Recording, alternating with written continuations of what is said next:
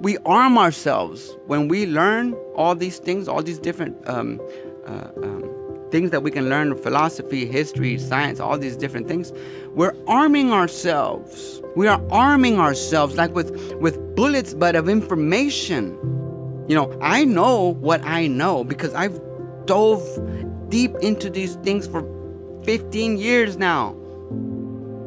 I've dedicated my life to these things. Not just philosophy, not just history, not just religion, but politics also. That is what we are doing here.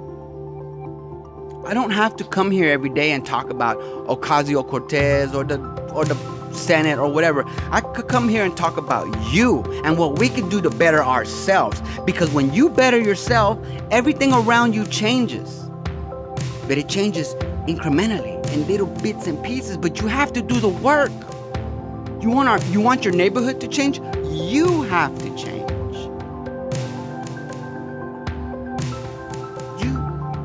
One at a time, each and every one of us. There's books out there you can read, you can audio book, you can just listen while you're driving. Educate yourself, educate your mind. There's stuff that the powers that be don't want you to know. They rather you be ignorant. They need you to be ignorant. Because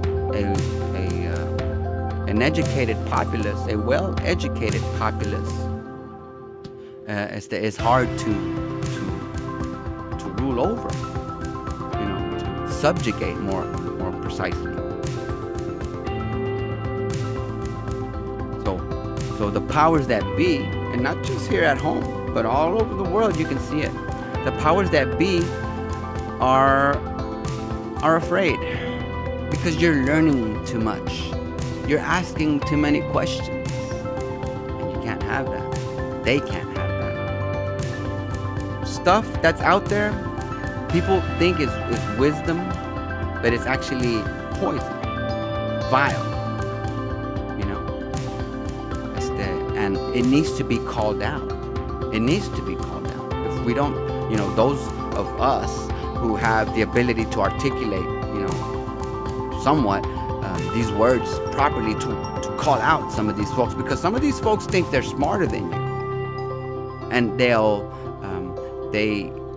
they're willing and counting on your ignorance, so you won't see that they're trying to, they use fancy words, or they try to, what I'm saying.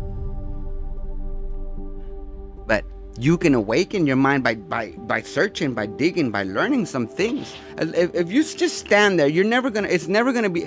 I can point things out to you. I can show them to you. I can show you the books. I can open the books. I can show you in Plato or in the scriptures or in the history books or whatever. And I can say, look what happened. Look, it's right here. I can show you to your face. You're not gonna ever find it. You're not even gonna believe it if I'm showing it to you.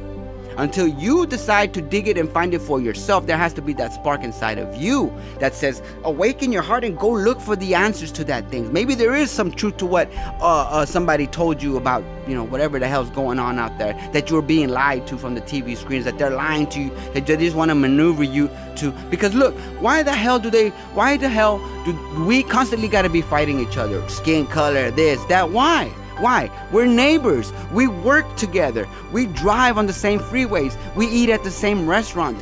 Yet when you turn on the TV and then, you hear these pundits, these news pundits, these community leaders talking about the white man and how bad the white man is, and the white people this and the white people that, and colonization, and how bad America is, and the South, and Jesus. It's like a death cult. Everything is on the negative. Everything is bad. Everything is negative. Nothing looks towards the good. Nothing ever points towards the light. Everything is always slavery. Everything is always Columbus killed the Indians. Then the white man killed the Indians. Then the poor Indians don't got shit today.